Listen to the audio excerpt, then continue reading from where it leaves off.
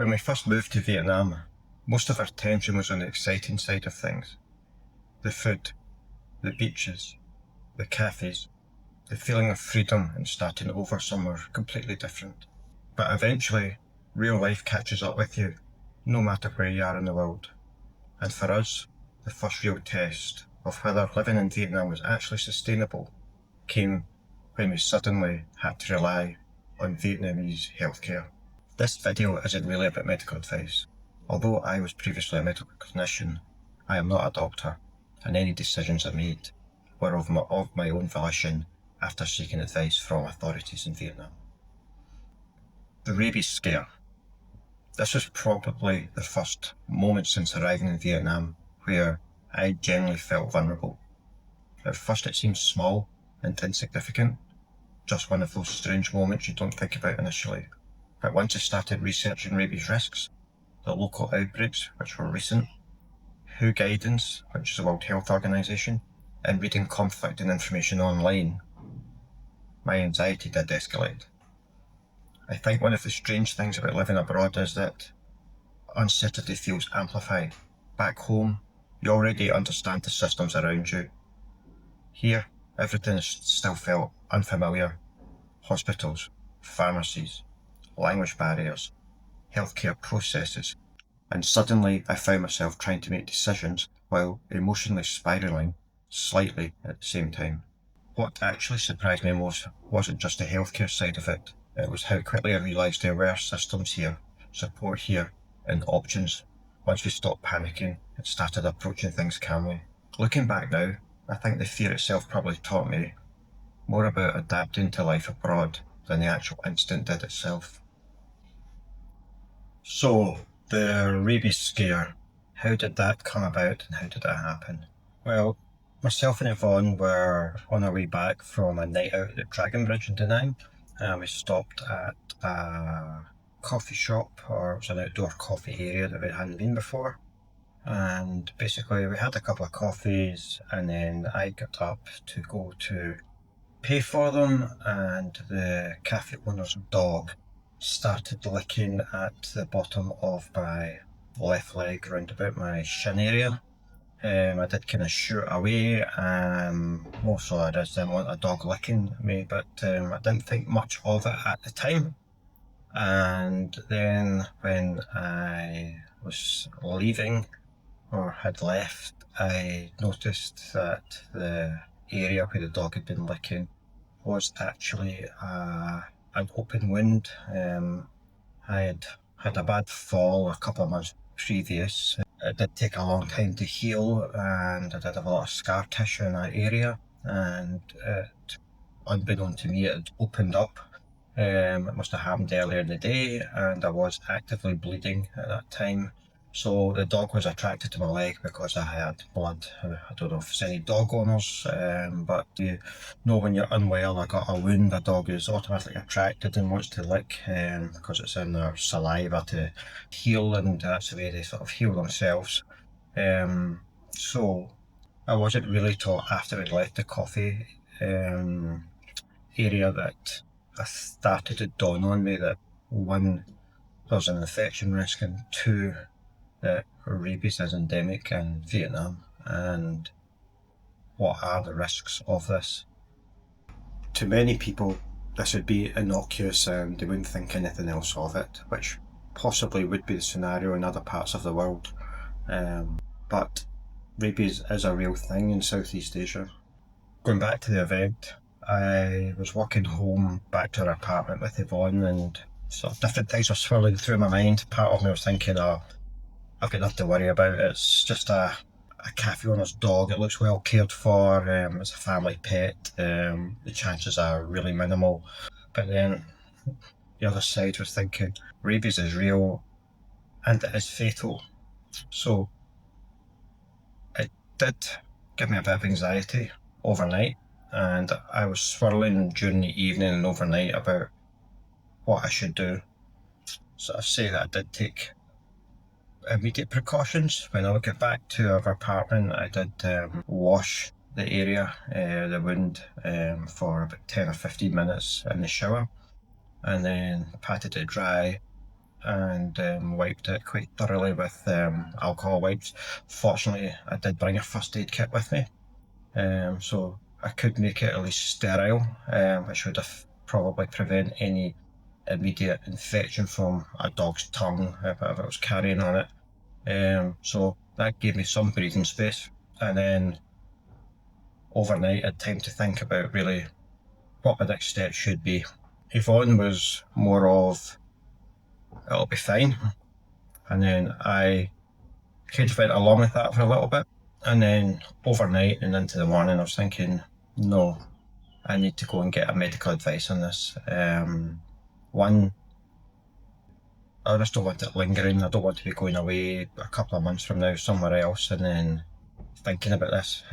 We came to Vietnam for sort of peace, tranquility, and I don't want to be thinking, oh, something, I might have caught something and it's lingering over me. So in the morning, I took the decision to go to a local clinic. I chose the 199 hospital. I'd read Google reviews, although English wasn't a first language, it could relate to you using Google Translate, and it was very affordable. And at the walk-in clinic, we chose self-insured, so going to an international hospital wasn't something we had to do, because if you were insured through an insurance company, then you might have to go to an international hospital to claim an insurance. But because we were self-insured, that wasn't a necessity. So I was just thinking, if we're going to live in Vietnam, we really need to live as much like locals as possible. We're not insured, so let's see what the local healthcare system really is for a normal person, rather than using international English-speaking hospitals. So that was a choice I made. I know some people would rather have gone to the international-speaking hospital, and they might have been forced to do that just because they were through their insurance policy. Arriving at the local hospital, I was redirected to a vaccination clinic, which was just round the corner. And on entering there, I was met with a very friendly nurse. She didn't speak much English, but we did use Google Translate on her phone, just going back and forth. And eventually she did understand, and obviously using some sign language, showing her my leg, and sort of indicating a dog had been licking, she kind of understood. So she went away and came back with the World Health Organization guidelines, and also their local guidelines, because Vietnam and different areas of Vietnam have their own local guidelines. But basically immediately she said, you need vaccinated, and she indicated why. So basically the World Health Organization class a lick into a wound, irrespective of the vaccination status of the dog, in Southeast Asia as a Category 3 severe risk. So rabies goes from Category 1, Category 2, and Category 3 being the highest. So that indicated that a lick into an open wound, mucus into bloodstream, was the same as getting bitten by a potentially rabid dog. So it was the most severe category. Some people might find that surprising, but it kind of makes sense when you think about it. Basically, the option was put in front of me to have 3 vaccinations based on day 0. Day 0 would ideally been the day the incident happened, but this was the following morning, so that was day 0. And then day 3, another vaccination, so 3 days after the first. And then day 7, so 7 days after the initial vaccination. So basically 3 vaccinations over a week to start immediately. And then the advice after that was to, if I didn't have access to the dog, or the dog was a stray or unknown, then I would need a further 2 vaccinations. But because it indicated I knew who the dog was and potentially I could monitor the situation, then initially it was 3 vaccinations. So I had my vaccination immediately, and that cost me 260,000 dong, which roughly is it's about £7.40 in UK money. To compare that to Vinmec, which was the international hospital, they would have been between 1 million and 1.5 million dong, so basically 4 to 6 times that amount. As I said, I was self-insured, so I was quite happy to pay a quarter or a sixth of that amount to have my first vaccination. And as I said, I got that vaccination immediately, and then I was given a vaccination card with the dates when I should get my next vaccinations, and they stamped that I'd had the first one, and they gave me a receipt, and I have that here, and I'm going to obviously have a video close-up of that. So I do have, yeah, so the 3 dates, vaccination 1, vaccination 2, vaccination 3, the date it was given, the drug that was given, because there's different types of rabies injections. In the West they use a French injection, in Southeast Asia they use French and Indian, basically the same vaccination. Obviously the Indian one's produced in India, so it's a lower cost, but it still gives you the same protection. And then at the dosage, who gave me it, and the route, so it was done intramuscularly into the top of my left arm, and then he stamped it and gave me a receipt in the back to show that it had it and the amount it charged me, and I've had that to take away with me and bring it back for the following vaccinations. So moving on, I knew who the dog was, I could monitor it. For rabies, the difference between having 3 and 5 injections is based on the health status of the dog between 8 and 10 days after the initial exposure. I had 3 injections, day 0, day 3, day 7, and if I could monitor the dog and see that it was healthy at day 8, then I didn't need any further injections. But if the dog was a stray or became unfindable or had died, then I would need another 2 injections. Visited the cafe the following day after the first injection, just to go and check the dog, just one curiosity that it was still there and it was healthy. And I didn't say to the owner outright that I'd gone and got a rabies injection, but I did indicate that I was curious to the vaccination status. And without hesitation she went away and got the vaccination records of the dog, and it did show that it had a booster this year, so that was comforting. And a lot of people would say, well, why did you need a vaccination or 3 vaccinations for a dog that you have found out has had its rabies vaccination itself? Well, the reason for that being is vaccination of a dog is reassuring, but it doesn't eliminate completely the chance of it having rabies. That's more so in Southeast Asia. In Vietnam, there's only about 40% of pets that are actually vaccinated against rabies, which means there is no herd immunity.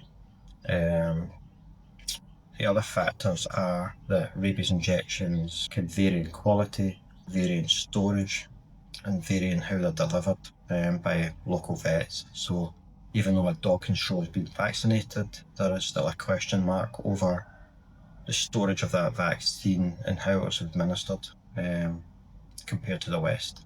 But yes, it was reassuring. It gave me some peace of mind. When I went for vaccination 3 on day 7, I had that at roughly midday, and before I went to the hospital to get that vaccination, I went and revisited the dog again, and I could confirm that the dog was still healthy.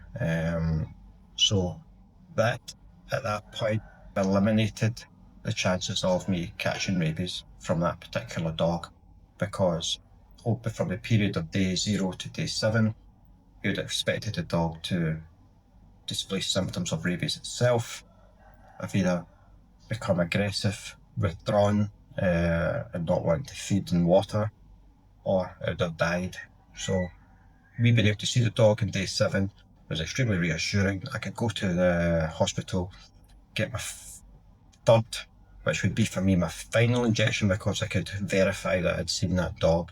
But if I couldn't see that dog and I'd gone to the hospital for my 3rd injection, then they would have insisted that I had another 4th and 5th injection. So going back to my decision making, rabies is endemic in Vietnam, and it is a 100% fatal disease. 2, rabies was evident in Da Nang, where we were staying. They had 7 clusters or incidents. this year already, which is the highest I've had in a number of years. And thirdly, the cases of rabies in denying this year, 75% of them are known as silent rabies. Rabies, if you read on rabies, it'll say the dog will become extremely aggressive, foam at the mouth, but that isn't always the case. Silent rabies is actually that the dog displays zero to no, basically minimal to zero symptoms until very near its death. So it doesn't have the withdrawal, it doesn't have the aggression, it doesn't have the foam in the mouth, and it may actually still be eating and drinking as normally, right up to within 24, 48 hours of its death. Yes, the dog looked healthy when I first saw it, but that didn't mean to say categorically it didn't have rabies without actually testing it. And over here they don't test. It's basically you isolate the dog for 8 to 10 days, and if it's healthy at the end of that, it didn't have rabies, and you're safe. So basically that was the advice I was given, and that is the advice I went along with. Some people might say that was an overreaction. Yvonne was a little bit dismissive and thought, that really sounds a bit far-fetched.